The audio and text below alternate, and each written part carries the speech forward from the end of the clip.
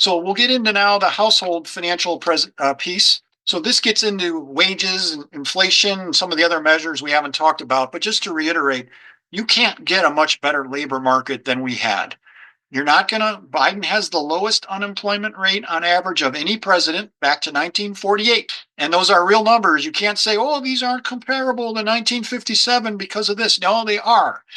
They're legit numbers. There's no way to break them down. And we showed you, we attacked some of the myths and debunked them. And then also the number of jobs, the rate of job creation was excellent under Biden, even if you do the post-pandemic period. Sort of once the jobs regained their pre-pandemic peak, the job creation was still excellent. Even after these adjustments come in, we'll get them with the next jobs report, and we'll explain that all to you in the next meeting. We'll adjust for that final, what they call the final benchmark adjustment, and we'll see. But the preliminary benchmark was about 800,000. And you can compare that to the 16 million. It's a big number, but it's not that huge compared to 16 million. All right, so on to this. This is where we have this is the carefully guarded secret part of our presentation. The media seemed to work incredibly hard so that you wouldn't know what we're about to tell you. And I don't know why. So we'll see. But the hourly wages, if you go back to before the pandemic, hourly wages are up 27.5%. And these are the wages for what are called production and non-supervisory workers. So these are the bottom 80% of the private sector. It's a pretty good proxy for the middle class. And that's the average increase in wages. You had that spike at the beginning, as Carl was talking about, and then it's been on this pretty consistent line. The angle is pretty much the same going up for the whole last few years. And also the cumulative CPI is on there. That's 22% inflation cumulatively, almost 23. And then 21% for the CPI core, which excludes the food and energy. And that green line is where the Fed tends to focus. They focus more on the core, but I think consumers look at the all. They think about food and they think about energy a lot. So wages have outgrown inflation. So again, when you say we have an inflation crisis, it's not an inflation crisis when wages outgrow inflation. This is what I was sharing before, only this shows you the dollars per hour of that production, a typical production worker. And it's a number that was about, over here on the left, was about $29.50 an hour. And this is today's dollars. So this has been adjusted for inflation. That's what real means. In this case, real means in today's dollars. The hourly wage was a little under 30. It was about $29.40. In February of 2020, and that number, by the way, was higher than the months and years before it. So higher than 2018, higher than 2017, 2019. So I put this dotted line here to show where that was, and we've always been above it. Throughout the Biden era, we've always been above it. And now we're at $30.62 an hour, about 4% above February 2020. Think of this red line as the purchasing power of the American worker. It's up since 2019. There was this fake peak that Carl talked about where, to use an analogy, if Bill Gates walked into, better analogy here is if all the short people leave the room, only the tall people remain. That's what happened here, right? And all the low-wage people lost their jobs disproportionately. Rich people kept them. If you were an office worker or an accountant, you didn't lose your job. It's the people that were hourly workers in the hotels and restaurants and bars and gyms, service workers, low-paid service workers, they lost their jobs. And so after that peak, there was a time when the real wages fell. The red line is falling, but it never got worse than before the pandemic. Yes, real wages coming down is not great, but the media was often talking about it from this point here as if this was a real measure. It's not. The right way to measure this is from before the pandemic, and from there we are up and have been throughout. So purchasing power never really got worse than 2019, which, as Trump said, was the greatest economy ever. Now, you wouldn't catch that, though, listening to the media, right? The media was all over this. They're like, real wages are falling. They were really focused on this drop from here in early 2020 down to that middle 2022 number. It was like, this is a disaster. Real wages are falling. Inflation's killing the households. It's like, no, households had more purchasing power than 2019 throughout the Biden era. In fact, kind of like that unemployment chart, Biden has had the highest real wages of any president going back, and this data only goes back to 64, only 50 something years, higher than everybody. And you can kind of see that back in the day, 1970s, Nixon actually had very good real wages. This is sort of I think that when you hear that story about how make America great again, this nostalgia for when there was a male providing for the family and the woman was barefoot and pregnant running around the household. This is what they're talking about is back in the Nixon era. And then that has changed and the real wages actually fell all the way through until the Bush era. And then for the last few presidents, they've been going up, and Biden has the highest. Again, this is real, adjusted for inflation, apples to apples comparison, everything in today's dollar. Now, one thing that's also kind of interesting here is everybody probably heard that Carter got just beaten mercilessly over inflation in the Carter era. Real wages were a couple of bucks higher per hour under Carter than Reagan. People had more purchasing power under Carter, despite the inflation, than they had later under Reagan because of other trends. The real wages were falling. So, yeah, that's another carefully guarded secret. You won't know that you had more purchasing power under Carter than Reagan despite inflation, but that's what the numbers tell us. And that's what we're hearing here. Wages are the highest ever. You can think of, again, the bar height here is the purchasing power of a worker. Taking the idea of unemployment, the average unemployment rate, so that other bar chart at the beginning with the one I just shared with you, and you can plot where the presidents are. Here's the unemployment rate, here's the real wages, and here's Biden, the best by far among many of these presidents. And Reagan was looked at as an economic hero. Look where he is. He's in the tank. Reagan had very high unemployment, very low real wages compared to where Biden is today.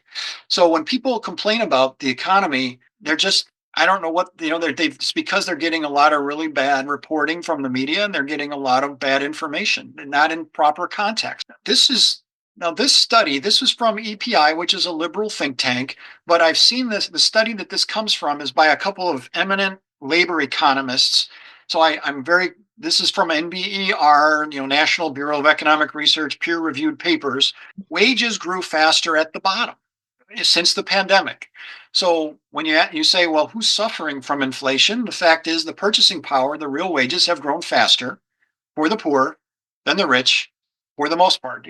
The high wage, the 90th percentile grew a little faster than that middle 40. 4.4 is higher than 3 and the 2, but the bottom 40% outgrew the rich, which is rare in our history. That doesn't typically happen. And this is because, think of it as, I used the analogy of all the short people left the room earlier. Think of this as all the McDonald's workers went to work at Amazon warehouses getting paid a lot more money. Poor people that lost jobs during the pandemic and then they came back at higher wages. And for a while, there was a very high quit rate, and people that were taking on new jobs were getting very big raises because there was a great deal of competition. Carl shared with you much earlier a chart that showed the number of job openings. Normally, that thing's like 7, 8 million. It was 12 million at the peak. And so I'll talk a little bit about immigration, probably. I'll talk about it a little bit today, more next time. But that 12 million job openings was like a siren call for immigrants to come here. And Biden, as much abuse as he's taken over the immigration issue, brought in a ton of immigrants at the exact right time to fill those jobs and drive the economy and the wealth up. And I'll go through a CBO study on that in a bit. But the wages grew faster at the bottom, not typical. Here's the Congressional Budget Office, and they always say things in convoluted ways, so you have to kind of parse it. What they said here is that basically you could buy the same stuff you bought in 2019 with a smaller share of your income in 2023, meaning you could buy the same stuff with less of your income, a lesser share of your income. And that is because purchasing power went up, as I was explaining.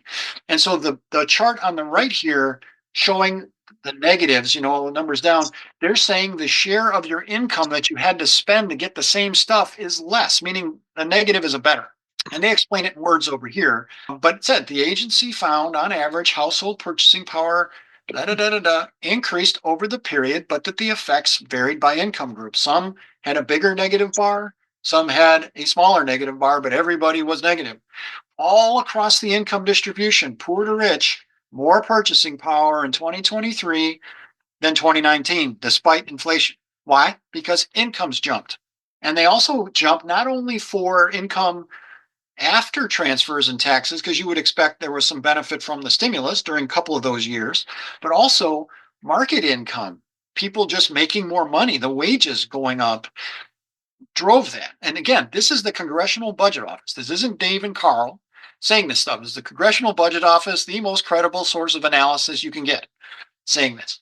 Turning to net worth now, real net worth. So this is how much, this is, think of it as your assets minus your liabilities. How much it's your financial assets, your stocks and your bonds, your savings, minus your mortgage. Your home value would be on the asset side, and the home mortgage would be on the liability side. This is the bottom 50% wealth group. Again, real, adjusted for inflation. That group, the average household had about 37,000 in the fourth quarter of 2019, peaked at 61,700 or so in the first quarter of 2022, moved down a little bit because housing prices fell for a while and the stock prices fell for a while, and then they've been climbing steadily as that stock market and the housing prices have been coming back a little bit. And so that's where we are now, is at 58,000, not at the peak, but not far off, and way above 2019. People are a lot richer. And I could show you this chart going back 20 years. This is the richest Americans ever were in this group. And this is the 50th to 90th group. And this is an average for that group. So obviously it's going to be distorted by the people that are near the top of that group. Still, this 50th to 90th group average 740,000 before the pandemic, 915 at the peak, 909 today. So they're pretty close to the peak, mainly because the stock market has really been rocking. And this is through the third quarter. This data tends to lag a while. We'll get usually get it at the end of the next quarter. So in March, we'll get the data for the fourth quarter, and we'll see where this number is. I almost guarantee you, with the way the stock market's gone up in the fourth quarter, that we'll be at a record in this group in the fourth quarter. I don't know about this group. It'll be close, but here, definitely for the upper middle class, you're going to see the richest ever again in the fourth quarter of 2024. When you look at a bunch of different measures relative to inflation, so inflation's down there at the bottom. This is how much these things grew from the fourth quarter of 2019 to the third quarter of 2024. And you can see that the net worth of the bottom 50% group, 97% increase, almost doubled. A 97% increase, think of $100, 100% increase would be $200. So you almost doubled your money. The stocks, 80%. Net worth of the 50th to 90th group, 55%. Home prices, 47. GDP, nominal. We'll explain that in a minute. That's not real, obviously. The inflation that's the adjustment would be after inflation. Hourly wages and inflation. So on all these key measures of how households are doing, tremendous gains. Now, if you're a renter, you might not like the fact that house prices went up 47%, right? If you're trying to find a house, that's not fun. However, if you're a homeowner sitting on a $300,000 house that's now worth $450 because home prices went up almost 50%, right? $300,000 house goes to $450. You're like, awesome. And by the way, about 2/3 of American households own their homes. The majority own their homes. Significant majority, 66% own homes. And not only that, but if you had the 27% hourly wage increase, which on average people did, that mortgage, most of these people have 30-year fixed mortgages that were set before the pandemic. So you're able to make that, and so that mortgage hasn't changed. That payment didn't go up. You're able to pay that off with your 27% higher wages. So as a homeowner, you're in that 2/3 of that own homes. You're rocking. And especially if you want to sort of, I don't know if downsizing may or may not help you, depending on how much smaller a house you want. So there's some valid argument that people may be trapped in their homes because if they got to get a new mortgage, they're going to have to pay a lot more.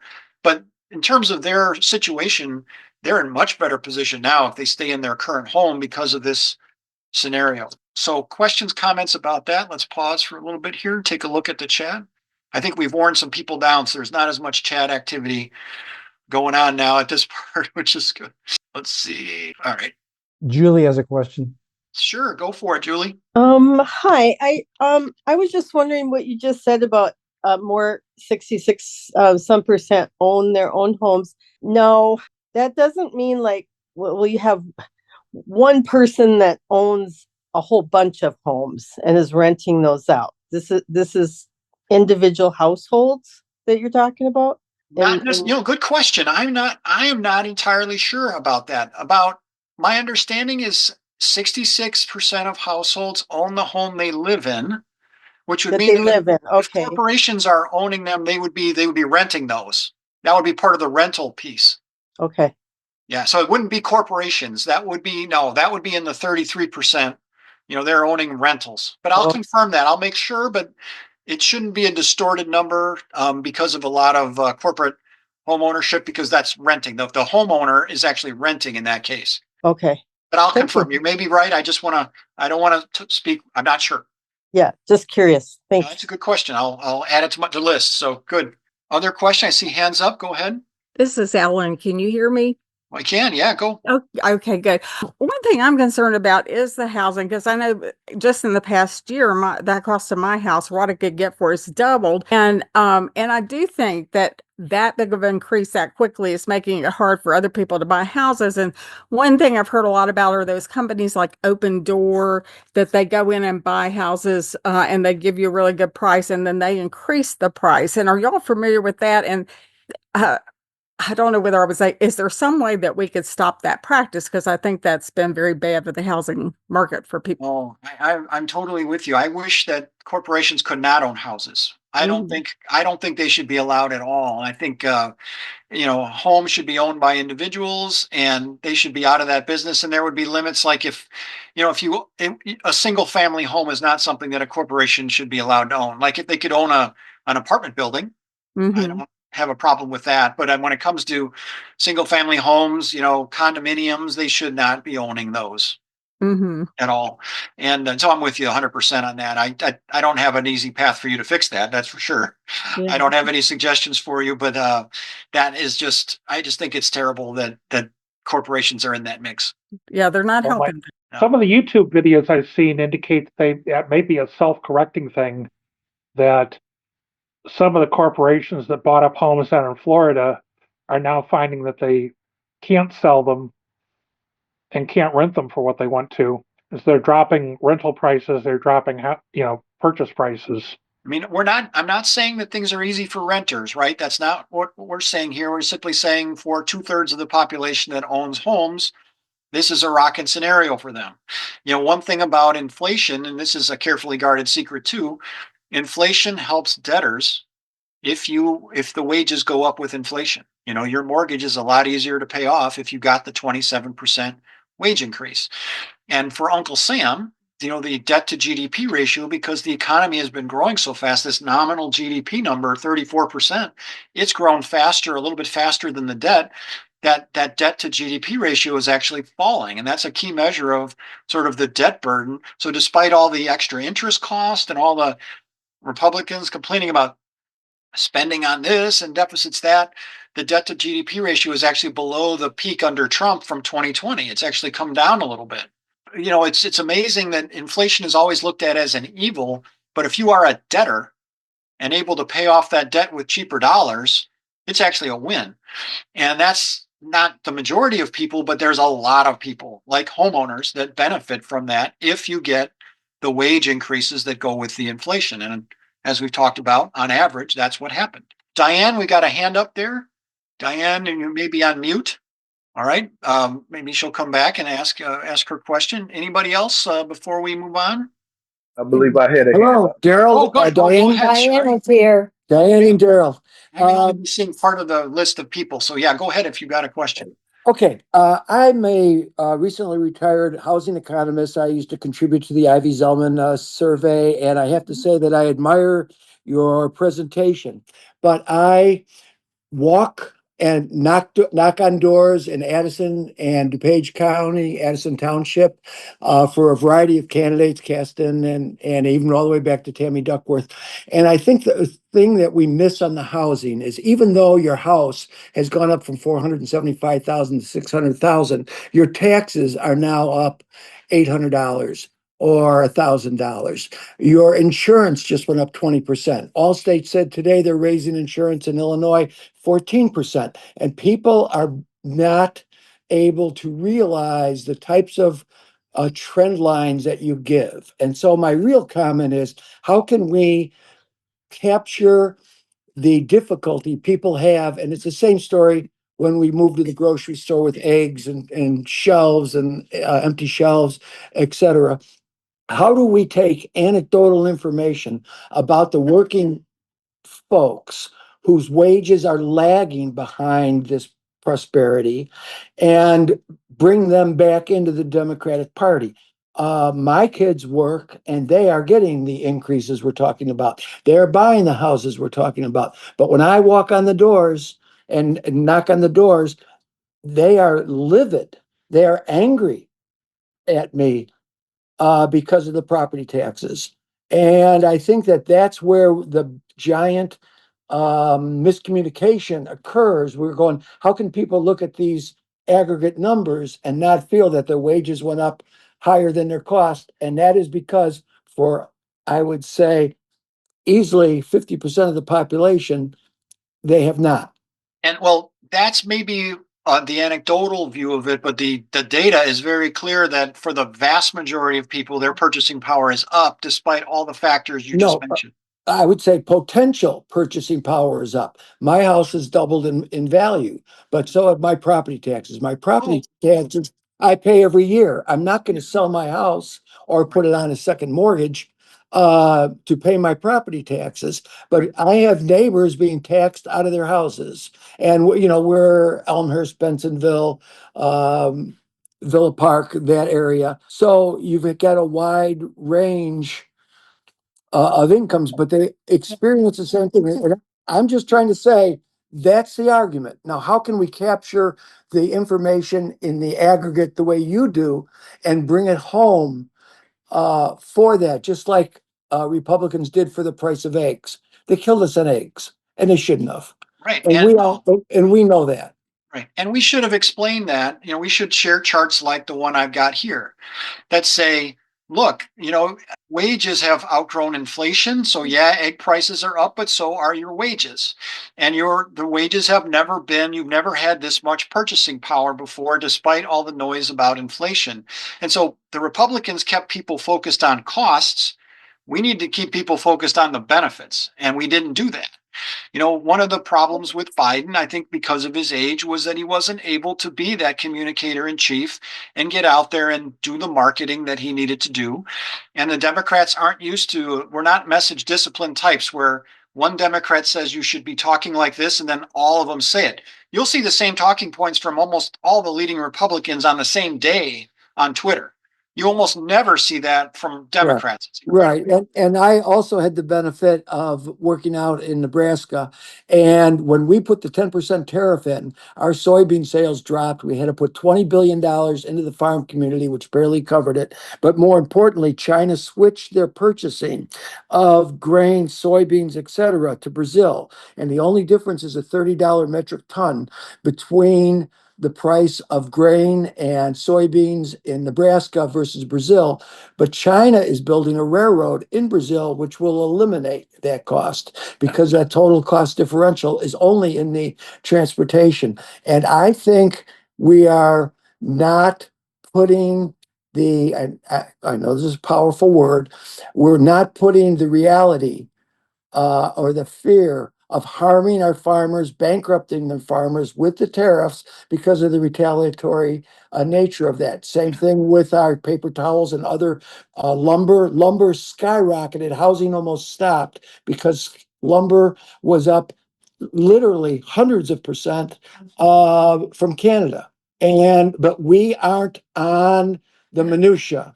We are on the aggregate, and the aggregate did not win. And why, like I say, I admire your work. Well, we didn't communicate the aggregate, right? I mean, almost all of this is probably new to you, right? Like nobody knows this. Not to me because I work with Zellman. All right. Well, yeah, you're an economist, but I mean, the vast majority of people have no idea that wages have outgrown inflation. No. That Democrats wouldn't make the case, and so that's they the problem. They call me a liar on that. Yeah. Right when I'm knocking on doors, walking for Caston or Carinaville, I'm being called out as a flat out liar. We do not have the lower level numbers, and we try to, with when they went low, we went high right over their head.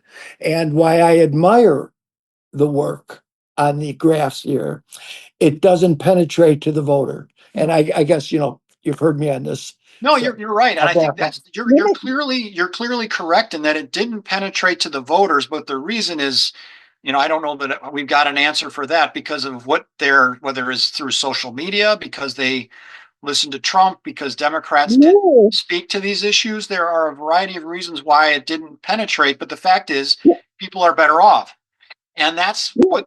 there's a lot of noise, and even from the Democrats are very much fighting this idea that things are better.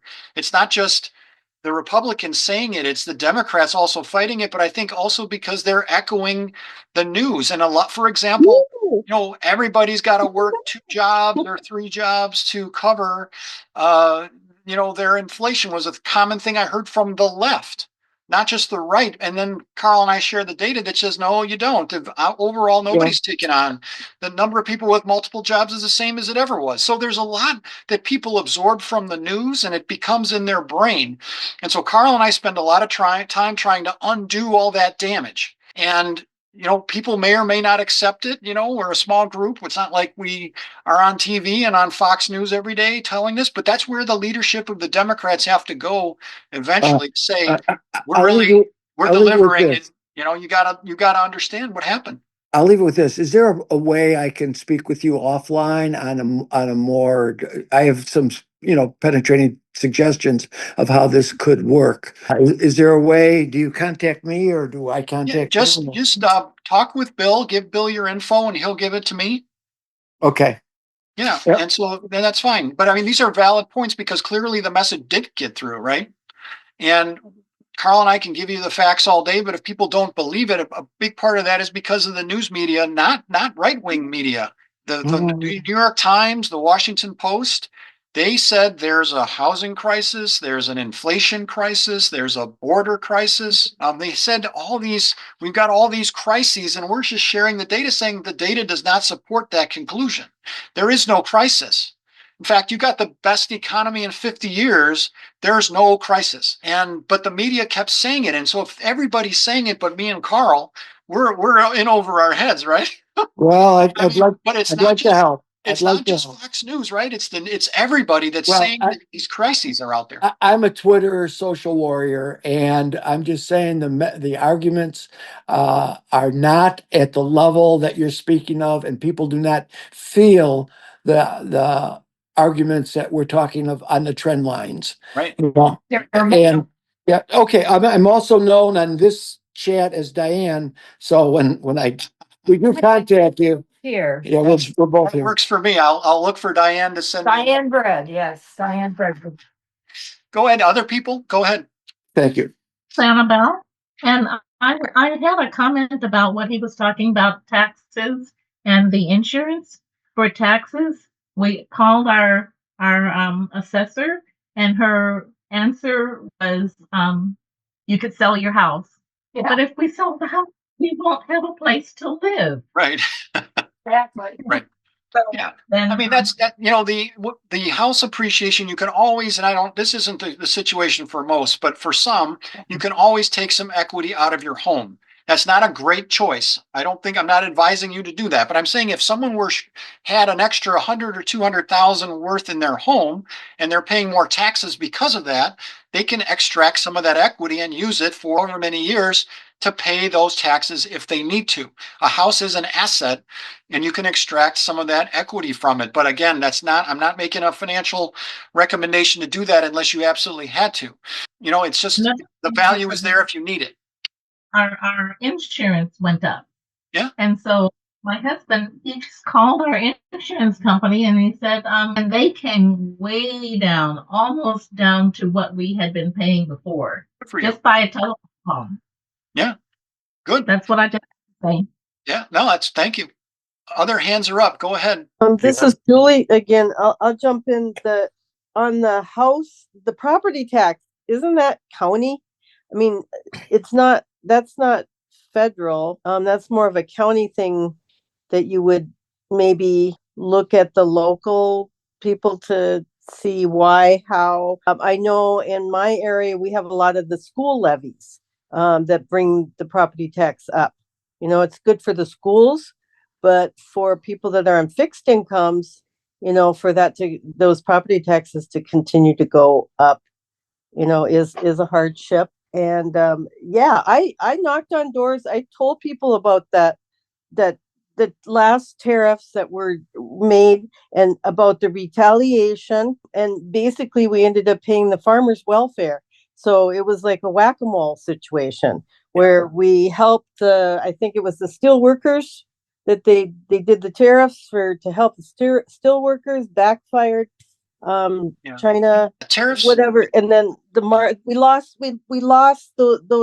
those farmers lost their markets, those well-established markets they have for years out there. And then it was mentioned about helping these countries out with their transportation to ultimately help us. Well, I'm also on Twitter, kind of swatting flies left and right as much as I can.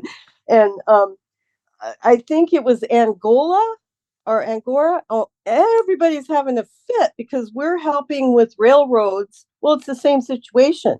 China's over there. They're in Africa. We have to help in order, if we want those resources, we're going to have to help. And they're like, oh yeah, we're just giving all our money away, and No, I mean, yeah, so. I mean, that's And the Congressional Budget Office, and we'll cover as these policies, as they start to legislate them, or as these tariffs start to go in, we'll get into that. I mean, yeah, the last round of tariffs cost the typical household about $1,300 in 2020. That was the first round of Trump's tariffs. That's the CBO estimate, about 1,300. It also slowed the economy, had very minor impact on the deficit, where the government collected a little bit of extra money. But it's, that isn't, the deficit, again, is not a top of the mind, should not be a top of mind issue for people. But the 1,300 per family, nobody knew that, and that's the thing that Democrats didn't share a lot. How many of you saw slides with 1,300 tariffs? Tariffs price tag 1,300. We don't communicate like that as a party, and we need to learn. We should have economists on a central marketing team and that do this. I always joke that if George Soros is so powerful, why don't we have a marketing team that's more effective? I mean, we don't. So, but we'll get into tariffs in future meetings as those start to develop. We'll be able to see the estimates from different groups, but already, pretty much across the board. And I'll show you a slide. Let me show you this one slide since we're on it. This is from the Financial Times. This is saying that most economists expect Trump's policies to hurt the U.S. economy and global growth. So it'll be bad for the global economy to do this. And so the blue, basically the dark blue and the light blue going clockwise from the top center is the number of economists that think it's bad, large or small negative. Then the middle blue here is neutral, and the red is some positive impact, and there's very few that think there's a large positive impact. They must have gotten the pictures on these two economists over here in the UK that are pink. But I mean, the rest of it is negative. I mean, tariffs are bad. Generally, they make the economy work a lot less well. And so what you see, and again, we'll talk about this more detail in future meetings. We'll go through it. But a tariff is going to slow the economy. It's going to bring in some extra revenue, so the deficit will probably fall a little bit. But it's going to cost you, especially if you have these situations where you have to bail out farmers or somebody else. Tax cuts are going to boost the economy but hurt revenue. There's going to be a big deficit increase from that. And then with immigration restriction, you're going to do a lot of damage with immigration restriction when you cut the population down relative to some other trend line or overall. If you were to ship out 10 million immigrants, you're going to put the U.S. right into recession by definition. So there's nothing really good to look forward to there unless you are getting a tax cut, and everybody will get some. Like the median family got $900 from the first when Trump did the tax cuts. So most people on this call got around $1,000 a year back from the Trump tax cuts. Not everybody, and that would have gone away if the Trump tax cuts are not extended. So there's some benefit, but for scale, the top 1% family gets $50,000 a year from the Trump tax cuts. So you get 1,000 and the rich get 50. Oh, so keep that in mind. Let me go back a little bit here. All right, let me hit the rest of this presentation, and then we'll shut it down about 9:15, and I shouldn't say shut it down. We'll stop presenting, and then we will open it up for questions as long as you guys want to go. First of all, the GDP growth has been very good under Biden, about 3%, so a little bit better than Trump pre-pandemic, but ballpark the same as pre-pandemic. And understand that the GDP had recovered by the time Biden started. It recovered a lot faster than the jobs, and that's typical. Same thing happened in the Great Recession. So it wasn't like this is all rebound, right? The rebound had already happened when Biden started, and away we went. We did better than other countries. So the cumulative GDP grew, real GDP, so adjusted for inflation. And this was through the first quarter of 2021. So this continued, though. The US had much faster GDP growth and comparable inflation to the rest of the world. So the inflation wasn't just a US thing because of US policies, it was a global thing driven to a great extent by the pandemic and a little bit by our policies. And part of why we had much better GDP growth is because when we had those job openings, we fed in millions of immigrants in there to fill those jobs. And it's difficult to get an exact number. The New York Times is saying about 3 million more than pre-pandemic trend came in.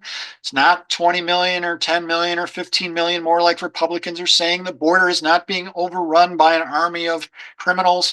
It's a few million immigrants, and they're making a huge difference. And I'll show you the crazy number on that in a minute. But so here's the inflation. It's been creeping up lately. This is versus the month before. So prices were about 0.4%. This is 0.4% more than November. And November was 0.3 more than October, et cetera. So we kind of flattened out for a while, and now it's been creeping up. And lately, this number was driven by gas prices. Energy prices were the big driver in gas. And for most months, it's been rent and little else, but now energy is creeping up. Gas prices were climbing. When you look at versus a year ago, which is how people usually talk about inflation, the CPI all has been creeping up, but the core has been flat because that takes out that energy and food stuff that had been going up. The energy, really, not the food. And so the Fed watches this core number. They were pleased to see that it came down. That's part of why the stock market jumped, was not because the blue number is going up, but because this is what the Fed is watching. And if inflation is coming down, that sends a signal that they don't need to raise interest rates or hold rates higher longer. And that caused the stock market to really jump on that day. So Wall Street is not Main Street. When you get inflation coming, I think in this case, inflation coming down was good news for everybody. The stock market liked it. When Trump makes a promise and he says, we're going to cut your prices, that price of eggs is going to fall, I'm going to cut it. Since 1949, there have been only 3 years when the price level overall went down, and it never went down more than 1%, and that was 1949. So do not assume that Trump will have much success bringing down prices. And the price of eggs, as long as there is a flu killing off, the avian flu killing off giant amounts of the birds, you are going to see high egg prices. But that's just a symbol. Often with Republican symbols, that people don't think to the next step. They're like, oh my God, the price of eggs. It's like, well, no, we've got a bird flu, a real pandemic in the birds, killing them off. That's why the egg prices are high. It's not because Biden is mismanaging the economy. But we don't get that far. People don't think that far in their discussion. Well, you're not going to see what I was going to say. In fairness, the farmers will figure out a way to curb the bird flu, and egg prices will come down over the next 4 years. We'll see. Let's hope. So I like eggs too. So, but still, you're not going to see an overall price decline. It's rare when it's happened. And notice that when it has happened, it's either during or after a gray bar. These gray bars are recessions. So the big one, the latest drop was not even 1%, was after the Great Recession. We don't want to see price drops. You want to see wages that just outgrow inflation. But this just tells you, if your expectation is prices would fall, that Trump is a savior, if he comes up with a new way, it would be the first time in 50 years, more than 50 years, 70 years that happens. And I was talking about Wall Street is not Main Street.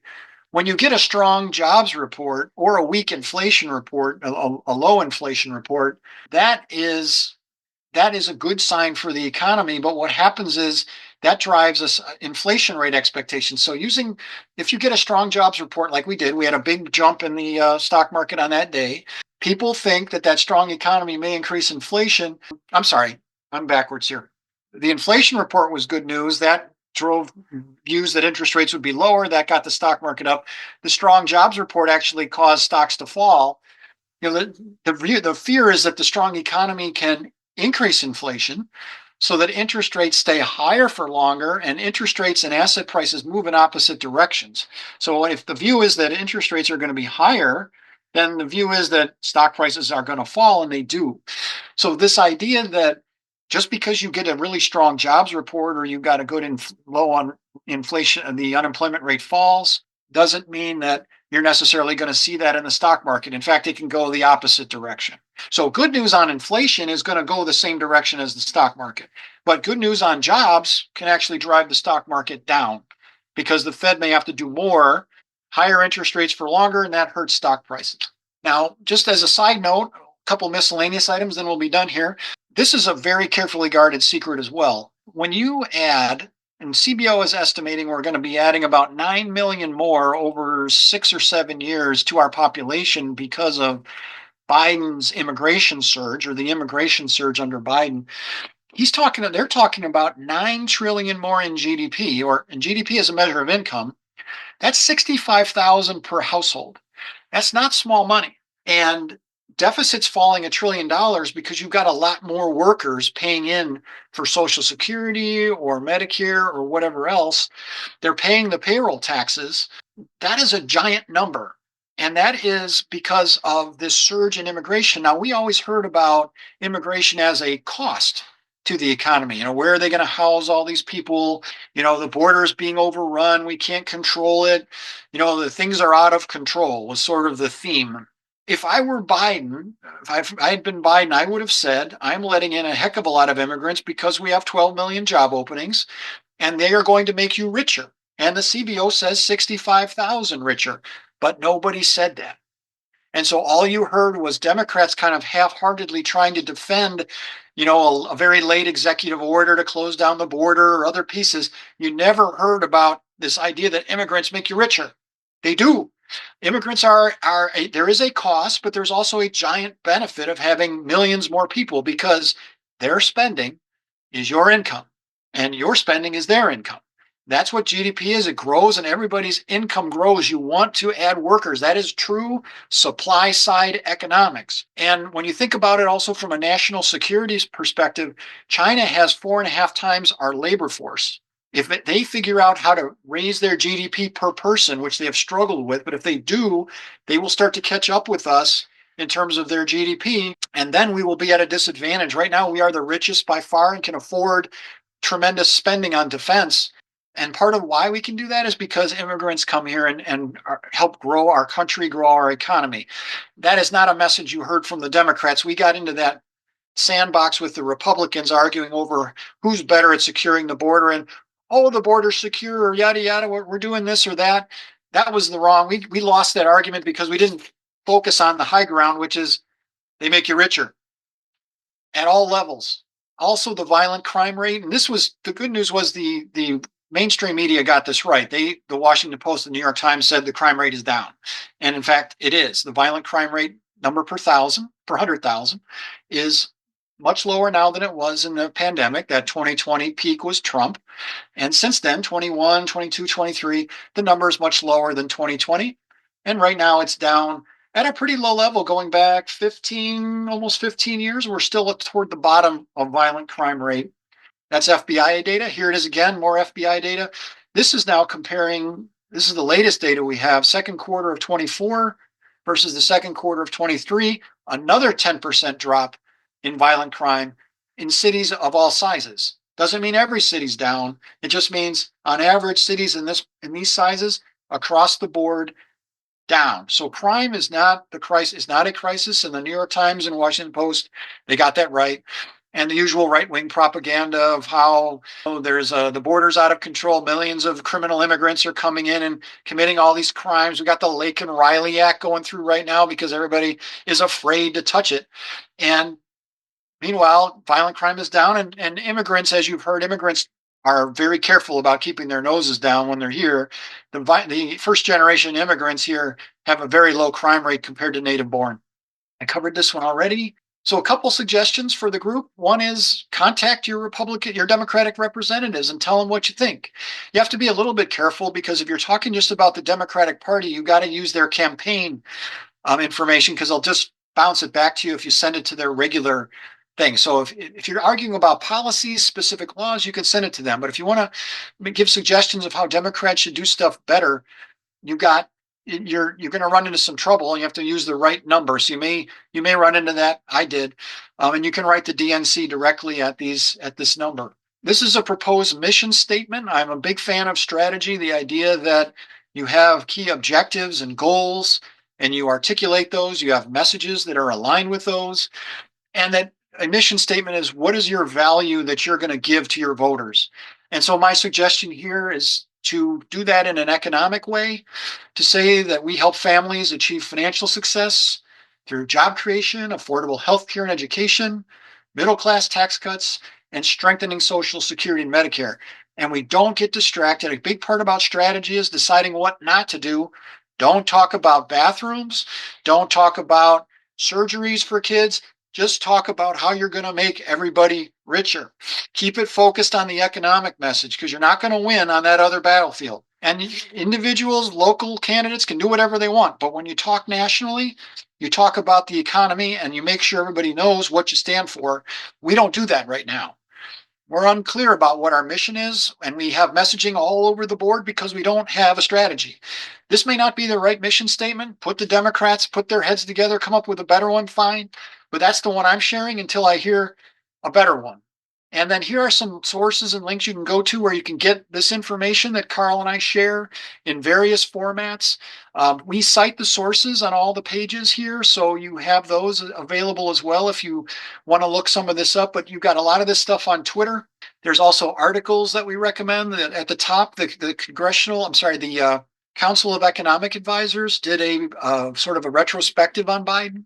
The Washington Post does a Biden versus Trump thing that they update from time to time. And then, as you know, we didn't go through it here today, but we've done this many times, is that the economy does much better under Democrats on every measure conceivable. And it's not close, even, particularly on the labor market ones. Everything runs better under Democrats, but Republicans poll better. And that's part of why that mission statement is so clear to get right, is that we got to win the polling battle on the economy. Nobody should think the economy does better under Republicans. The data is overwhelming in our favor, and we got to make sure everybody knows it.